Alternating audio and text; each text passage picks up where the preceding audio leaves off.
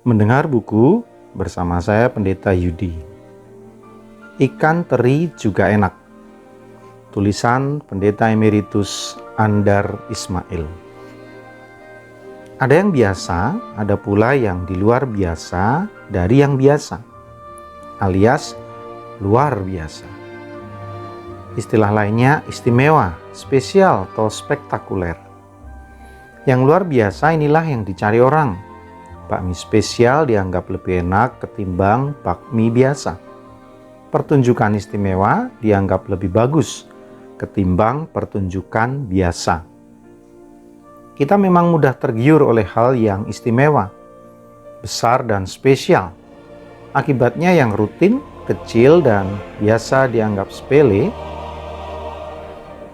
istri orang akan nampak lebih cantik, suami orang lain lebih gagah, dan anak orang lain lebih baik. Mengapa? Karena istri sendiri, suami sendiri, dan anak sendiri sudah biasa.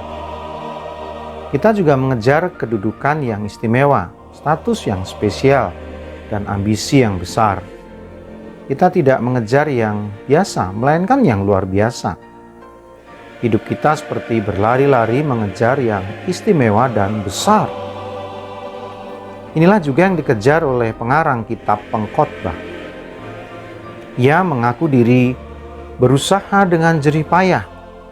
Pengkhotbah pasal 1 ayat 3. Ia mengejar berbagai hal yang istimewa dan besar. Lalu pada suatu waktu ia tiba pada kesadaran bahwa segala sesuatu adalah kesia-siaan dan usaha menjaring angin. Pasal 2 ayat 11. Silakan Anda membaca sendiri pasal 1 sampai dengan pasal 2 ayat 12 sambil memperhatikan kata besar yang muncul beberapa kali. Akan tetapi, jangan mengira bahwa kitab Pengkhotbah ini berhenti pada perasaan bahwa hidup ini sia-sia. Kitab ini memang perlu dipahami sebagai garis kehidupan pengarang yang sedang berkembang ke tahap-tahap yang lebih matang. Pada masa mudanya ia hanya memandang hal-hal yang besar, termasuk hikmat yang besar. Titik baliknya terjadi ketika ia meneliti. Bahasa Ibraninya pana'ah. Pasal 2 ayat 11. Maksudnya melihat ke belakang, mengevaluasi perjalanan hidupnya. Lalu ia mulai belajar memandang hal-hal yang kecil, biasa dan sehari-hari. Ia menulis, "Mari makanlah rotimu dengan sukaria, dan minumlah anggurmu dengan hati yang senang. Karena Allah sudah lama berkenan dengan perbuatanmu. Biarlah selalu putih pakaianmu dan jangan tidak ada minyak di atas kepalamu. Nikmatilah hidup dengan istri yang kau kasihi." Pengkhotbah pasal 9 ayat 7 sampai 9. Perhatikan perkembangan tahap kepribadian pengarang Pengkhotbah ini. Dulu ia mengejar prestasi secara besar-besaran dan berlebih-lebihan seperti tertulis dalam pasal 2 ayat 4 sampai 10.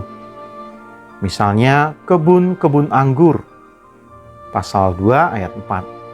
Namun sekarang ia merasa cukup dengan segelas anggur, asal dengan hati yang senang, pasal 9 ayat 7. Dulu ia bangga memiliki banyak gundik, pasal 2 ayat 8. Namun sekarang ia berkata, nikmatilah hidup dengan istri yang kau kasihi, pasal 9 ayat 9. Dulu ia mencari kenikmatan pada yang luar biasa. Sekarang ia bisa menikmati yang biasa dan sehari-hari. Sepotong roti, segelas anggur, pakaian putih, artinya sederhana, dan istri sendiri. Pasal 9 ayat 7 sampai 9. Yang biasa-biasa pun bisa memberi rasa bahagia, asal saja kita memandangnya dengan hati yang senang. Pasal 9 ayat 7.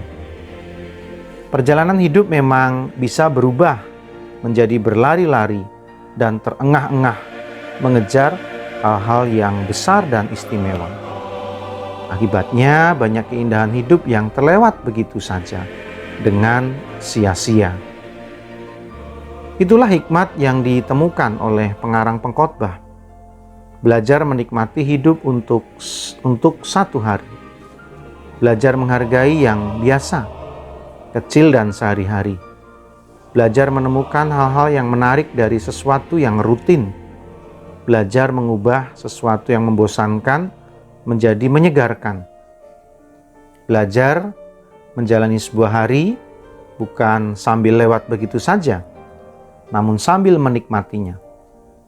Menyapa seorang teman, melempar sebuah senyum, membelai rambut seorang anak, mencium sekuntum bunga,